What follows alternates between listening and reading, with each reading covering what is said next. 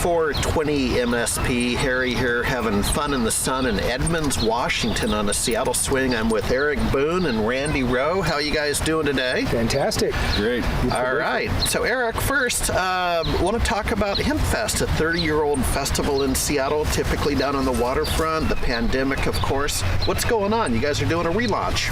Yeah, well, I mean, Seattle Hempfest has been a tradition in the cannabis industry and a loud voice in the movement for 30 years now. 1991 was our first year, and we're definitely very disappointed to not be having our traditional free speech protestable in Myrtle Edwards Park and along the entire waterfront. We actually take Centennial Park and Olympic Sculpture Park. I've been. It's a big deal. Yeah. It's about 250,000 people on a good year will come visit Hempfest, and so we genuinely feel we've been an instrumental voice in the advancement and reduction of the prohibition on a cannabis plant. So we're really excited to see a progress of our mission. But the pandemic did really lay the hurt on us.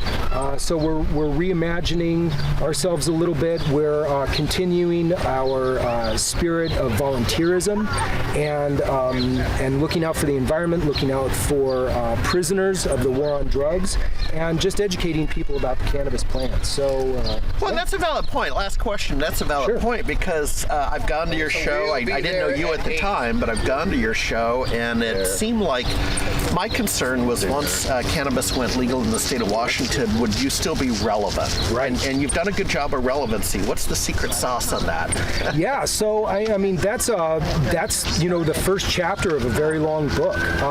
Prohibition was never the right thing to do. We've got a 5,000-year history of the plant prior to the last 80. So I mean, there's a whole lot of damage to be undone. I mean, we still have there's still a lot of education to be done around the plant, a lot of stigmas to be dispelled, and most importantly, a lot of people spending time in prison for pot. Yeah. And you got a lot of people making a lot of money off this plant right now, and it's just not right, that disparity. So we're a loud voice and a loud siren for the. Well, but fortunately, they're not coming for us because cannabis is legal now in the state of Washington. So my heart didn't miss a beat. I'll be there in 2022 with bells on. Yeah, good to. Thank you very much, Harry. You live. Yeah. Now over to Randy Rowe. Come here, Randy. We've talked to you before in the 420 MSP. I want to talk specifically. We're having coffee here on the waterfront, and you talked about the hardware shortage as you serve dispensaries. So frame it up. 6 months, 12 months. What's going on with hardware?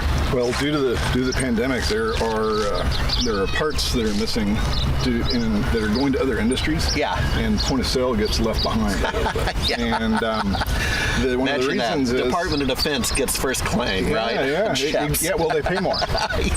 They pay more, and the point of sale, the retailer, they're not. Yeah. No, that's actually a valid point. Yeah. And so all of a sudden, you don't have parts to build printers. I hear printers, receipt printers are a huge issue. Yeah. Potentially one of the biggest issues.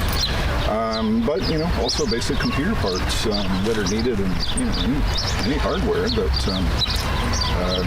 just random pieces are not available, and is inevitably creating delays. It's a minimum right now of a month. Yeah, and that's what I wanted to get to. Is that's a real delay. So this will be posted after I see you this weekend. You and I are going to Nashville, Tennessee for Retail Now, the RSPA trade group, a point of sale. Call them resellers, VARs, consultants. I have not been. Quickly, what's that show like? Historically, it's a good sized show. Well, historically, I've attended the show just about every year of my career. Back into the 90s. It used to be an organization called the Independent Cash Register Dealers. And they had set up like 50 years ago to come up with an organized effort to compete with NCR. Okay, got it. NCR had done some deals that had left a lot of the competition in the unfair dirt, and so they got together, band together to resolve that, and it turned into just an amazing get together for technologists, that are looking for the next generation of technology. Right? Yeah. That's one of our roles, is to identify which is why the cannabis vertical would be and front and center this year. As you can imagine, cannabis has never come up before at these trade shows. And this year it seems to be a theme, and so very interesting. I'm really glad to hear that it's a thing. Well, what we'll do, I'm taking the podcast kit to Nashville, of course, so we'll chat again, towards the end of that show and see what you think. But gents, sunny Seattle, what do you know? Thanks for your time. Thank you.